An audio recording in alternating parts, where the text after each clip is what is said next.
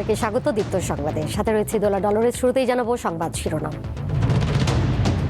জ্বালানি সংকট নিয়ে কেউ কেউ বিভ্রান্তি ছড়াচ্ছে অভিযোগ প্রধানমন্ত্রীর। চট্টগ্রামের সাম্প্রতিক বন্যায় ক্ষতিগ্রস্তদের মাঝে পুনর্বাসনের ঘর ও সহায়তা প্রদান।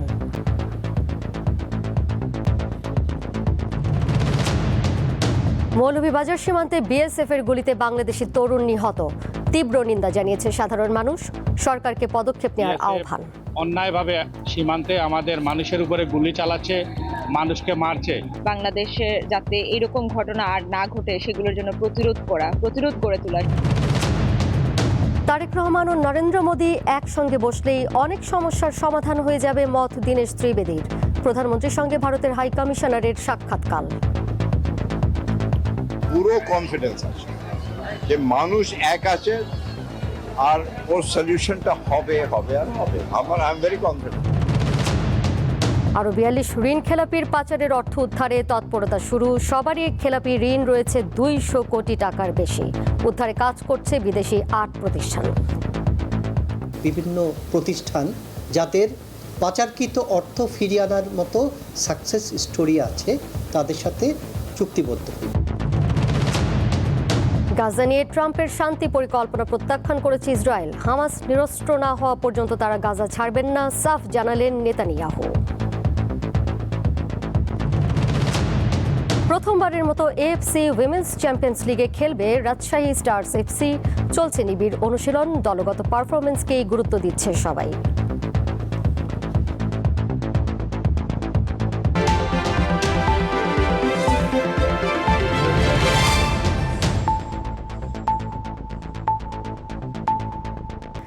সংবাদে এছাড়াও থাকছে 20 আগস্ট রাষ্ট্রপতি নির্বাচন, কিভাবে হয় মনোনয়ন, ভোট দেওয়ার প্রক্রিয়াটি বা কেমন, এ নিয়ে থাকছে একটি বিশ্লেষণধর্মী প্রতিবেদন।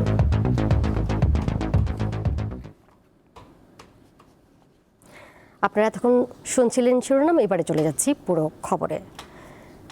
জ্বালানি সংকট নিয়ে কেউ কেউ বিভ্রান্তি ছড়াচ্ছে বলে অভিযোগ করেছেন প্রধানমন্ত্রী তারেক রহমান।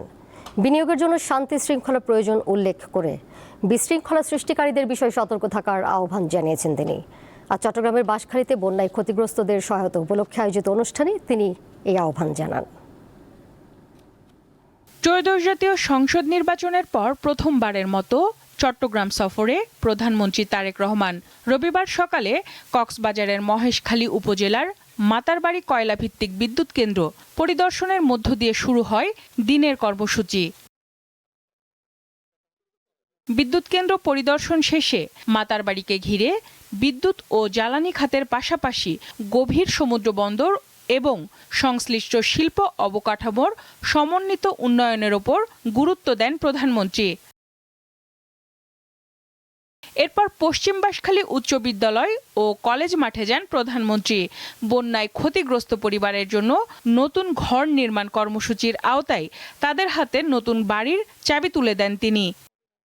বাঁশখালীর সম্ভাবনাময় পর্যটন এলাকা বাহারছড়া সমুদ্র সৈকতও পরিদর্শন করেন প্রধানমন্ত্রী।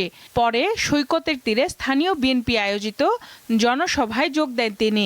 কর্মসংস্থানের ব্যবস্থা করার জন্য যদি বিদেশি এবং দেশি বিনিয়োগকারী যারা আছে তাদেরকে উৎসাহিত করে যদি মিল ফ্যাক্টরি স্থাপন করতে হয় তাহলে তার পূর্ব শর্ত হচ্ছে দেশে শান্তি শৃঙ্খলা থাকতে হবে, দেশে বিশৃঙ্খলা থাকলে চলবে না। বাঁশখালী থেকে প্রধানমন্ত্রী যান ফটিকছড়ির আল জামিয়াতুল ইসলামিয়া আজিজুল উলুম বাবুনগর মাদ্রাসায়। সেখানে হেফাজতে ইসলামের আমির আল্লামা শাহ মুহিবুল্লাহ বাবুনগরীর সঙ্গে সৌজন্য সাক্ষাৎ করেন। পরে হেফাজতে ইসলামের প্রয়াত আমির আল্লামা শাহ আহমদ শফির কবর জিয়ারত করেন তিনি। আবারও আপনাদের সেই প্রিয় দল বাংলাদেশ জাতীয়তাবাদী দলকে আপনারা দেশ পরিচালনার দায়িত্ব দিয়েছেন। বিকালে চট্টগ্রামের হাটহাজারী সরকারি কলেজ মাঠে জনসভায় যোগ দেন প্রধানমন্ত্রী। এই বাংলাদেশে কতগুলো রাজনৈতিক দল আছে, আমরা দেখছি যে তারা রাজপথে বিশৃঙ্খলা সৃষ্টির চেষ্টা করছে।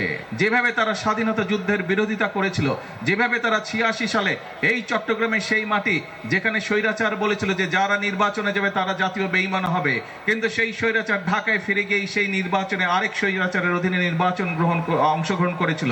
চট্টগ্রাম সফরের শেষ পর্যায়ে দলের সাংগঠনিক সভাতেও যোগ দেন প্রধানমন্ত্রী তারেক রহমান। সঞ্জিদা প্লাবনী, দীপ্ত সংবাদ, ঢাকা।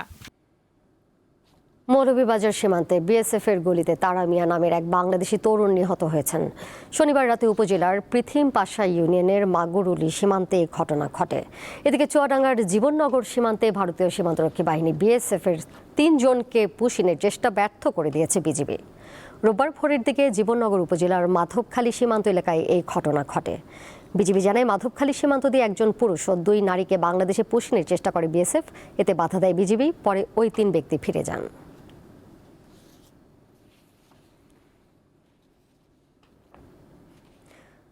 মৌলভীবাজার সীমান্তে বিএসএফ এর গুলিতে বাংলাদেশি নিহতের ঘটনায় তীব্র নিন্দা জানিয়েছেন স্থানীয়রা।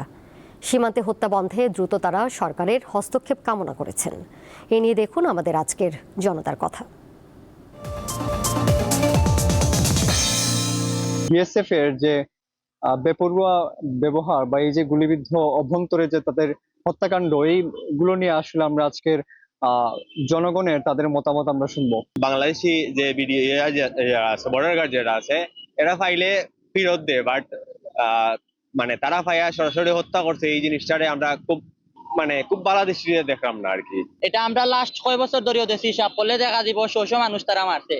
তো এটা লিয়ে আমরা আর সরকারও কোনো পদক্ষেপ লন না বা মাতামাতি করতে আমরা দেখছি না। ভারতীয় বাহিনী বিএসএফ অন্যায়ভাবে সীমান্তে আমাদের মানুষের উপরে গুলি চালাচ্ছে, মানুষকে মারছে।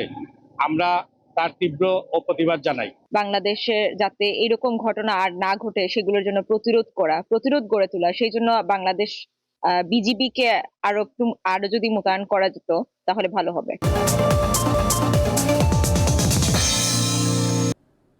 যাচ্ছি পরের প্রসঙ্গে। প্রধানমন্ত্রী তারেক রহমান এবং ভারতের প্রধানমন্ত্রী নরেন্দ্র মোদীর মধ্যে আলোচনা হলেই অনেক সমস্যার সমাধান হয়ে যাবে বলে জানিয়েছেন ঢাকায় ভারতের হাই কমিশনার দীনেশ ত্রিবেদী। দায়িত্ব নেবার পর আগামীকাল প্রথমবারের মতো তারেক রহমানের সঙ্গে সৌজন্য সাক্ষাৎ করবেন তিনি। তার আগে আজ ভারতের এই দূতকে ডেকে নিয়ে 1.5 ঘন্টা সাম্প্রতিক বিভিন্ন বিষয় নিয়ে আলোচনা করেছেন পররাষ্ট্রমন্ত্রী খলিলুর রহমান। রাজধানীর যমুনা ফিউচার পার্কে ভারতীয় ভিসা আবেদন কেন্দ্রে শিশুদের জন্য খেলার জায়গা উদ্বোধন হয়েছে রবিবার। ঢাকায় ভারতীয় হাইকমিশনার দীনেশ ত্রিবেদী এই কেন্দ্র উদ্বোধন করেন। সেখানে সাংবাদিকদের তিনি বলেন, সমস্যার সমাধান হয় কথাবার্তায়, 2 দেশের প্রধানমন্ত্রীর আলোচনায় অনেক সমস্যার সমাধান হতে পারে। When 2 leaders meet, lot of problems are sorted. Problem sort out হয় যখন আমরা কথাবার্তা করি। আর আমার তো পুরো কনফিডেন্স আছে যে মানুষ এক আছে আর ওর সলিউশনটা হবে আর হবে। I am very confident. 12 June বাংলাদেশে আসার পর 25 জুন বঙ্গভবনে রাষ্ট্রপতির কাছে নিজের পরিচয়পত্র দেন দীনেশ ত্রিবেদী। গত 29 জুলাই পররাষ্ট্রমন্ত্রীর সঙ্গে প্রথম সৌজন্য সাক্ষাৎ করেন তিনি।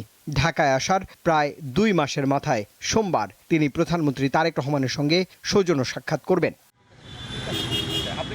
এদিকে প্রধানমন্ত্রীর সঙ্গে সাক্ষাতের একদিন আগে ভারতীয় দূতকে ডেকে নিয়ে 2 দেশের সাম্প্রতিক বিষয় নিয়ে আলোচনা করেন পররাষ্ট্রমন্ত্রী খলিলুর রহমান। রাষ্ট্রীয় অতিথি ভবন পদ্মায় রবিবার বিকেলে হয় এই বৈঠক। তবে এই আলোচনা নিয়ে কোনো পক্ষই মন্তব্য করেনি।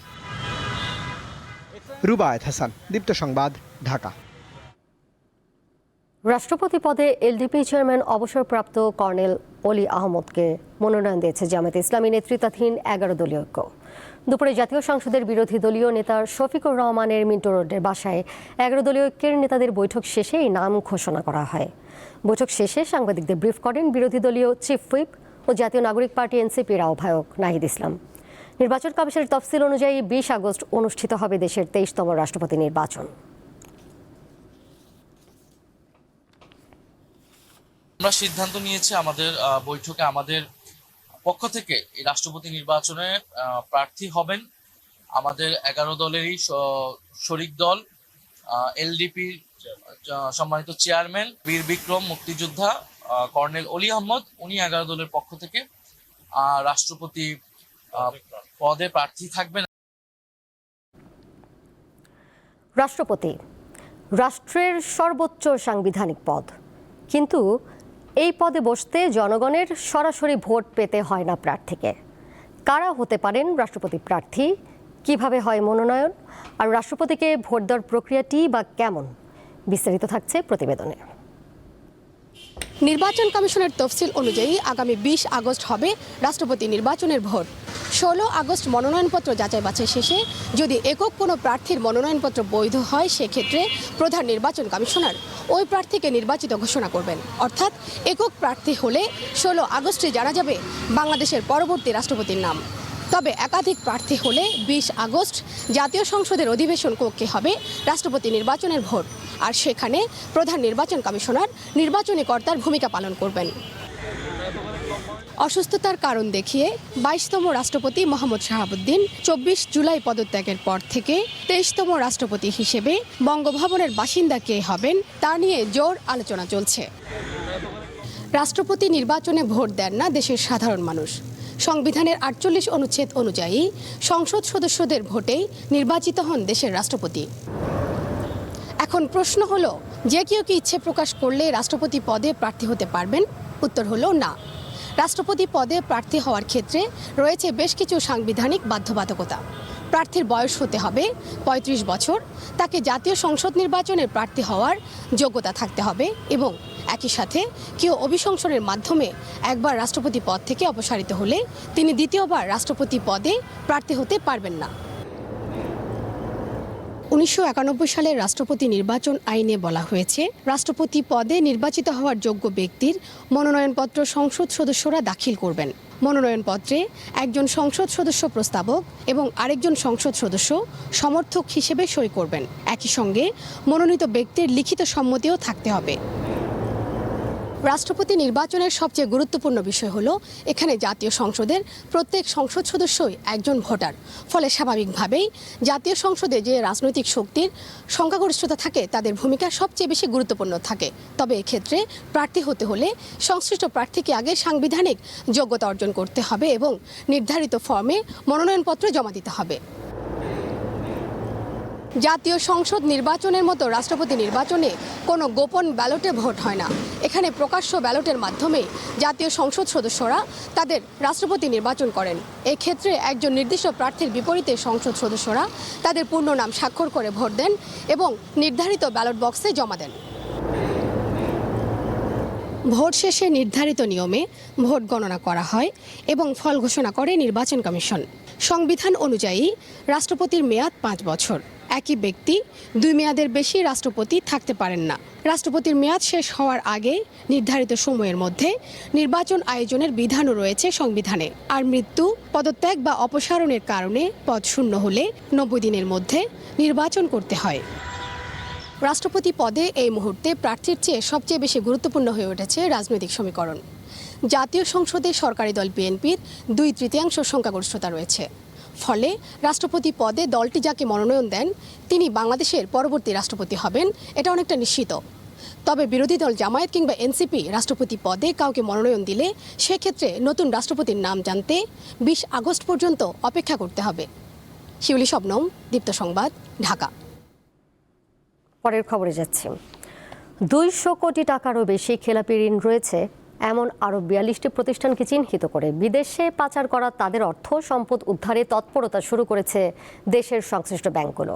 এর জন্য বিশ্বখ্যাত 8টি আন্তর্জাতিক আইনি ও পেশাদার পরামর্শক প্রতিষ্ঠানের সঙ্গে চুক্তি হয়েছে। যুক্তরাজ্য, যুক্তরাষ্ট্র, সংযুক্ত আরব আমিরাত, কানাডা, সিঙ্গাপুর ও মালয়েশিয়া সহ 12টি দেশকে প্রধান লক্ষ্য করে পাচারের অর্থ উদ্ধারের চেষ্টা করা হচ্ছে। নো উইন নো পে নীতিতে সম্পদ পুনরুদ্ধারের এই কার্যক্রমে কোনো ব্যাংককে অগ্রিম অর্থ দিতে হবে না। বিদেশি প্রতিষ্ঠানগুলো সম্পূর্ণ নিজস্ব খরচে সম্পদ অনুসন্ধান করবে। উদ্ধার হওয়া সম্পদের একটি অংশ পারিশ্রমিক হিসেবে তাদের দিতে হবে। বিগত সরকারের আমলে দেশের ব্যাংকিং খাত থেকে পাচার হয়েছে প্রায় 28 লাখ কোটি টাকা, যা গত অন্তর্বর্তী সরকারের শ্বেতপত্র প্রণয়ন কমিটির প্রতিবেদনে উঠে আসে। পাচার হওয়া অর্থ ফেরাতে সে সময় টাস্কফোর্স গঠন করে কেন্দ্রীয় ব্যাংক। বাণিজ্যিক ব্যাংকগুলো এসব টাকা দেশে ফেরাতে নিয়োগ দেয় বিদেশি 8 আইনি প্রতিষ্ঠান, যারা এখন অনুসন্ধান করছে 42 ব্যক্তি ও প্রতিষ্ঠানের বিদেশে থাকা সম্পদ।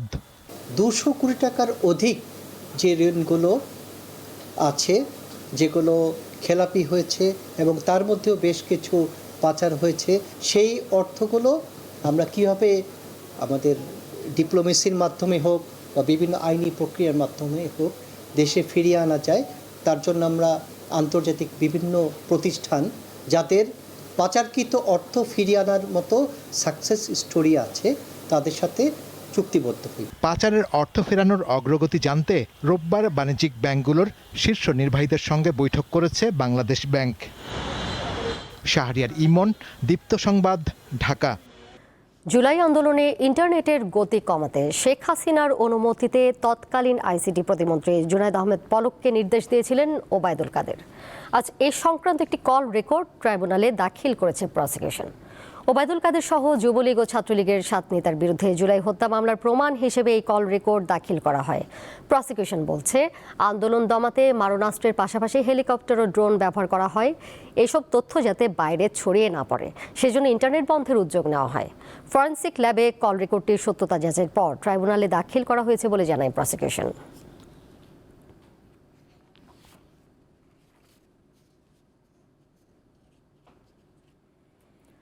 চিত্রনায়ক সালমান শাহ হত্যা মামলায় খল অভিনেতা আশরাফুল হক ওরফে ডন হককে গ্রেপ্তার করা হয়েছে। দুপুরে ঢাকার হযরত শাহজালাল আন্তর্জাতিক বিমানবন্দর থেকে ইমিগ্রেশন পুলিশ ডনকে গ্রেপ্তার করে। সালমান শাহ 1996 সালের 6 সেপ্টেম্বর মারা যান। তার মৃত্যুর 29 বছর পর গত বছর আদালতে হত্যা মামলা করার নির্দেশ দেন। সালমান শাহর মা নীলা চৌধুরীর পক্ষে তার ভাই আলমগীর কুমকুম বাদী হয়ে গত বছরের অক্টোবরে রাজধানীর রমনা থানায় হত্যা মামলা করেন।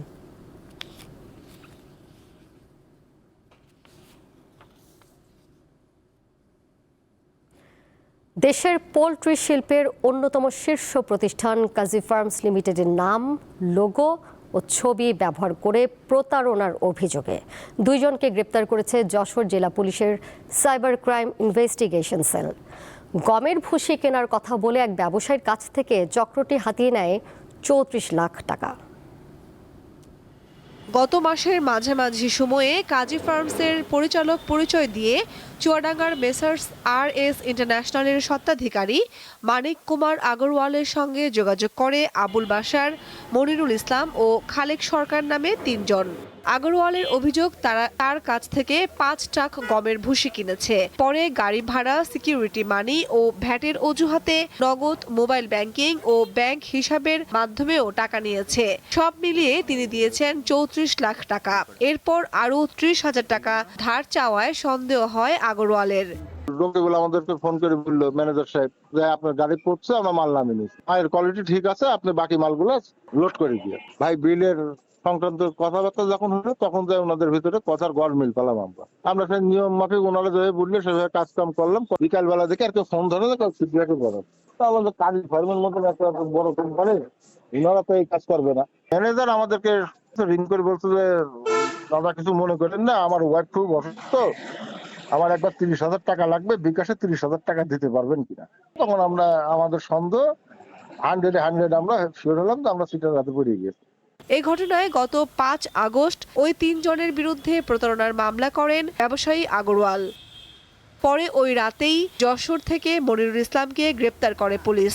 পরে তার দেওয়া তথ্যের ভিত্তিতে খালেক সরকারকেও গ্রেপ্তার করা হয়। এই সময় তাদের কাছ থেকে 7টি মোবাইল, 2টি ল্যাপটপ, সিম, চেক বই, ভুয়া NID ও জাল বিল ভাউচার উদ্ধার করা হয়। এছাড়া উদ্ধার করা হয় 10 লাখ টাকা। এই প্রতারক চক্র তাদেরকে অনলাইন ব্যাংকিং এর মাধ্যমে টাকা পরিশোধ করবে মর্মে জানায়। যশোরের কাজী ফার্মের মূল কার্যালয়ে যোগাযোগ করলে তারা জানতে পারে যে এরা কাজী ফার্মের কেউ না এবং এরা প্রতারক চক্র। মামলার তদন্ত চলমান এবং অন্যান্য আসামি গ্রেপ্তারের চেষ্টায় আছে। পাবনার চাটমোহরে অভিযান চালিয়ে চক্রের আরেক সদস্য আবুল বাশারকে গ্রেপ্তারে অভিযান চলছে। এরই মধ্যে তার প্রতিষ্ঠান থেকে উদ্ধার করা হয়েছে 77 বস্তা গমের ভুসি ও 185টি খালি বস্তা। কামরুন নাহার, দীপ্ত, বার্তাকক্ষ। এবারে দেখে নেব আরো কিছু আলোচিত খবর নিয়ে আমাদের নিয়মিত আয়োজন সংবাদ সংক্ষেপ। প্রাথমিক স্তরে শিক্ষার্থীদের বিজ্ঞান মনস্ক ও সৃজনশীল করে তুলতে কারিকুলামে সায়েন্স টয় বা বিজ্ঞান ভিত্তিক খেলার উপকরণ যুক্ত করা হচ্ছে। রোববার রাজধানীতে ইউনিসেফ বাংলাদেশের এক অনুষ্ঠানে এ তথ্য জানান প্রাথমিক ও গণশিক্ষা প্রতিমন্ত্রী ববি হাজ্জাজ।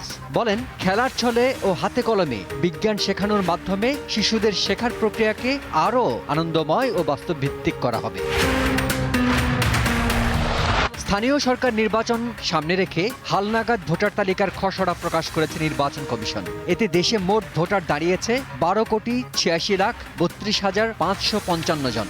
ইসি জানিয়েছে 14 মে থেকে 31 জুলাই পর্যন্ত নতুন ভোটার বেড়েছে 3,09,315 জন। দেশে উড়োজাহাজের জ্বালানি জেট ফুয়েলের দাম লিটারে 28 টাকা 53 পয়সা বাড়িয়েছে সরকার। আগস্টে অভ্যন্তরীণ ফ্লাইটে প্রতি লিটার জেট ফুয়েলের দাম 159 টাকা 52 পয়সা নির্ধারণ করা হয়েছে, যা আগে ছিল 130 টাকা 99 পয়সা। আন্তর্জাতিক ফ্লাইটের জ্বালানির দামও বাড়ানো হয়েছে। সিলেটের শাহজালাল বিজ্ঞান ও প্রযুক্তি বিশ্ববিদ্যালয়ে রাষ্ট্রবিরোধী গোপন কার্যকলাপ ও বৈষম্য বিরোধী ছাত্র আন্দোলন দমনে জড়িত শিক্ষকদের খুঁজতে 6 সদস্যের তদন্ত কমিটি গঠন করা হয়েছে। দ্রুত সময়ের মধ্যে প্রতিবেদন দিতে বলা হয়েছে কমিটিকে। দীপ্ত বার্তা কক্ষ। আন্তর্জাতিক প্রসঙ্গ। গাজায় শান্তি প্রক্রিয়ার পরবর্তী ধাপে যেতে যুক্তরাষ্ট্রের প্রস্তাবিত 15 দফা পরিকল্পনা প্রত্যাখ্যান করেছে ইসরায়েল। দেশটির প্রধানমন্ত্রী বেনিয়ামিন নেতানিয়াহু বলেছেন, হামাস পুরোপুরি নিরস্ত্র না হওয়া পর্যন্ত গাজা থেকে কোনো ইসরায়েলি সেনা প্রত্যাহার করা হবে না। রোববার মন্ত্রিসভার বৈঠকের শুরুতে নেতানিয়াহু বলেন, ইসরায়েল 15 দফার নথিটি প্রত্যাখ্যান করেছে। তিনি বলেন, হামাসকে নিরস্ত্র করার অর্থ ভারী ও হালকা সব ধরনের অস্ত্রের সম্পূর্ণ অপসারণ। কোনো ধরনের নামমাত্র বা ভুয়া নিরস্ত্রীকরণ মেনে নেবে না ইসরায়েল। এ বিষয়ে যুক্তরাষ্ট্রের সঙ্গে আলোচনা চলছে বলেও জানান তিনি।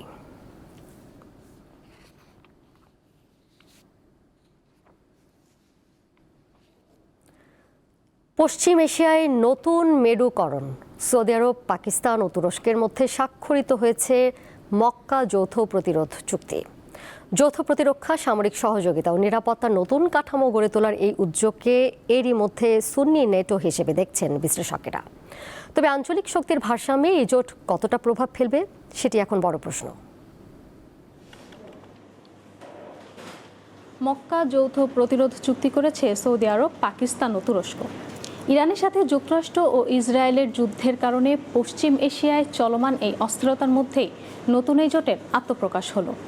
প্রায় 1 বছর ধরে চলা দর কষাকষি শেষে স্বাক্ষরিত এই চুক্তিকে পশ্চিম এশিয়ায় একটি নতুন সুন্নি ন্যাটো বা ইসলামিক ন্যাটোর সাথে তুলনা করছেন আন্তর্জাতিক বিশ্লেষকরা। তুলনা করার যথেষ্ট কারণও রয়েছে, কারণ মক্কা চুক্তির মূল ভিত্তি গড়ে উঠেছে ন্যাটোর যৌথ প্রতিরক্ষা নীতির ওপর। ন্যাটোর 5 নম্বর ধারার মতোই এই চুক্তিতে স্পষ্ট করা হয়েছে, স্বাক্ষরকারী কোনো দেশের ওপর আক্রমণ মানে তা জোটের উপর আক্রমণ। আবার নতুন জোটের আওতায় রাজনৈতিক ও সামরিক কমিটিও গঠিত হবে। এসব কমিটিতে পররাষ্ট্রমন্ত্রী, প্রতিরক্ষা মন্ত্রী ও সামরিক বাহিনীর প্রধানেরা থাকবেন। সৌদি আরবে থাকবে একটি সচিবালয়। বিশ্লেষকরা বলছেন, এই চুক্তির মাধ্যমে শক্তিশালী মুসলিম 3 দেশের সামরিক ও আর্থিক শক্তি একত্র হলো। সৌদি আরবের আর্থিক শক্তি ও প্রভাব, তুরস্কের আধুনিক সামরিক ও প্রতিরক্ষা শিল্প এবং পাকিস্তানের পারমাণবিক ও সামরিক শক্তি। তাদের বিরুদ্ধে যে কোনো আগ্রাসন ঠেকানোই মূল লক্ষ্য। এছাড়া গোয়েন্দা তথ্যের আদান প্রদান, জ্বালানি, প্রতিরক্ষা ব্যয় ও উৎপাদনের সহযোগিতা বৃদ্ধি তো রয়েছেই। যদিও এই জোটকে ভালো চোখে দেখছে না ইরান। একে কাগুজে চুক্তি হিসেবে উল্লেখ করে সৌদি আরবকে নিরাপত্তার জন্য মিত্রদের উপর নির্ভর না করার সতর্কবার্তা দিয়েছে দেশটি। তবে এটি ইরানকে লক্ষ্য করে করা হয়নি বলে জানিয়েছে তুরস্ক। চুক্তিটির প্রস্তুতি প্রায় 2 বছর 8 মাস ধরে চলছিল বলে জানিয়েছে দেশটি। ইরান সমর্থিত গোষ্ঠী ও ইরানের হামলার শিকার সৌদি আরব। অন্যদিকে পশ্চিম ও মধ্য এশিয়ার মুসলিম দেশগুলোর সাথে বন্ধুত্বপূর্ণ সম্পর্কের মাধ্যমে এই অঞ্চলে একটি বড় শক্তি হিসেবে আত্মপ্রকাশ করার লক্ষ্য পাকিস্তানের।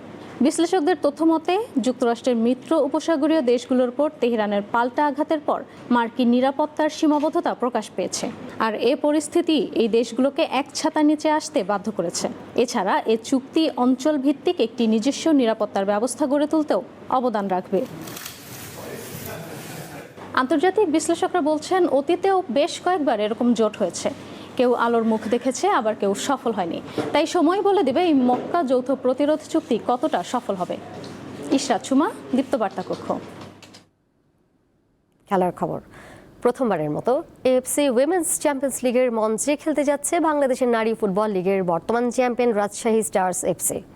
এশিয়ার ক্লাব ফুটবলের অন্যতম মর্যাদাপূর্ণ এই প্রতিযোগিতার জন্য এরই মধ্যে প্রস্তুতি শুরু করেছে দলটি। তাদের লক্ষ্য ভালো কিছু করা। বাংলাদেশের নারী ফুটবলের নতুন ইতিহাসের দ্বারপ্রান্তে রাজশাহী স্টার্স এফসি। এই এফসির নিয়ম অনুযায়ী প্রতিটি সদস্য দেশে শীর্ষ লিগ জয়ী বা সেরা ক্লাবটি এই মহাদেশীয় টুর্নামেন্টে সরাসরি অংশগ্রহণের সুযোগ পায়। সেই সুবাদে বাংলাদেশের প্রতিনিধি হিসেবে খেলছে Rajshahi stars. AFC women's champions লিগে অংশ নিতে মালয়েশিয়া যাওয়ার আগে কোচ গোলাম রাব্বানী ছোটনের অধীনে কমলাপুর স্টেডিয়ামে নিবিড় অনুশীলন করছে দলটি। 17 থেকে 23 আগস্ট পর্যন্ত হতে যাওয়া এই টুর্নামেন্টে প্রাথমিক স্টেজে গ্রুপ এতে তাদের প্রতিপক্ষ ভারতের ইস্ট বেঙ্গল, আয়োজক মালয়েশিয়ার সাবা এফএ ও প্রশান্ত মহাসাগরীয় দ্বীপ গুয়ামের রোভার্স এফসি। রাজশাহী স্টার্সের জাতীয় দলের একাধিক অভিজ্ঞ ও তারকা ফুটবলার থাকলেও ব্যক্তিগত নৈপুণ্যের চেয়ে দলগত পারফরমেন্সকেই বেশি গুরুত্ব দিচ্ছে দলটি। এই স্টেজে যারা আসছে তারা তো প্রত্যেকেরই সবার সেরাটা দিয়ে আসছে। আপনার প্রত্যেকটা দেশ থেকে তারা চ্যাম্পিয়ন টিমরাই হয়ে আসছে। তো প্রত্যেকটা টিমকে আমরা সমীহ করবো। আমাদের ফার্স্ট টার্গেট হচ্ছে যে ইস্ট বেঙ্গল। প্রথমবারের মতো এশিয়ার ক্লাব ফুটবলের বড় মঞ্চে অংশ নিয়ে নিজেদের সামর্থ্য প্রমাণের পাশাপাশি দেশের নারী ফুটবলের জন্য নতুন ইতিহাস গড়তে চায় রাজশাহী স্টার্স। আমরা খুবই এক্সাইটেড খেলতে, যেহেতু আমাদের অপোনেন্ট টিম স্ট্রং, তো ওদের সাথে খেলার জন্য আমরাও প্রস্তুতি নিচ্ছি। তো সব মিলিয়ে খুবই ভালো লাগতেছে। 15ই আগস্ট মালয়েশিয়ার উদ্দেশ্যে রওনা দিবে রব্বানির শিষ্যরা। পারভেজ খোকন, দীপ্ত স্পোর্টস। এর সাথে শেষ করব দীপ্ত সংবাদ। যাবার আগে শিরোনামগুলো জানিয়ে দিব আরও একবার। জ্বালানি সংকট নিয়ে কেউ কেউ বিভ্রান্তি ছড়াচ্ছে, অভিযোগ প্রধানমন্ত্রীর। চট্টগ্রামের সাম্প্রতিক বন্যায় ক্ষতিগ্রস্তদের মাঝে পুনর্বাসনের ঘর ও সহায়তা প্রদান।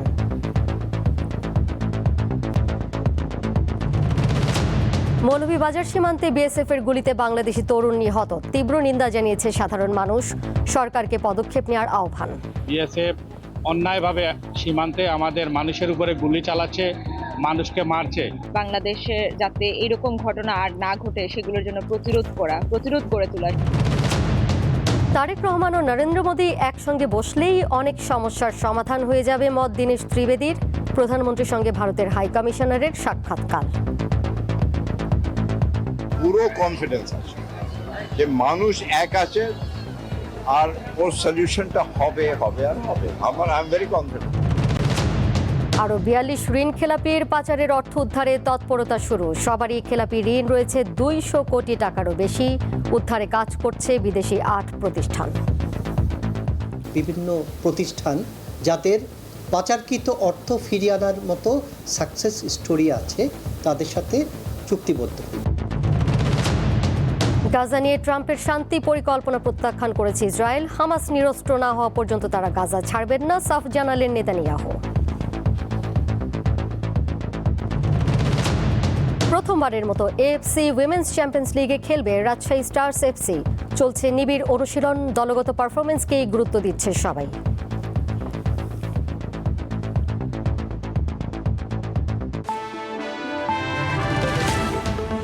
এই ছিল এখনকার মতো। এরই সাথে বিদায় নিচ্ছি আমি দোলা ডলার্স। আর তথ্য এবং বিনোদনের নানা খবরাখবর জানতে যুক্ত থাকুন দীপ্ত ডিজিটাল প্ল্যাটফর্মে। সবাইকে ধন্যবাদ এতক্ষণ সাথে থাকার জন্য।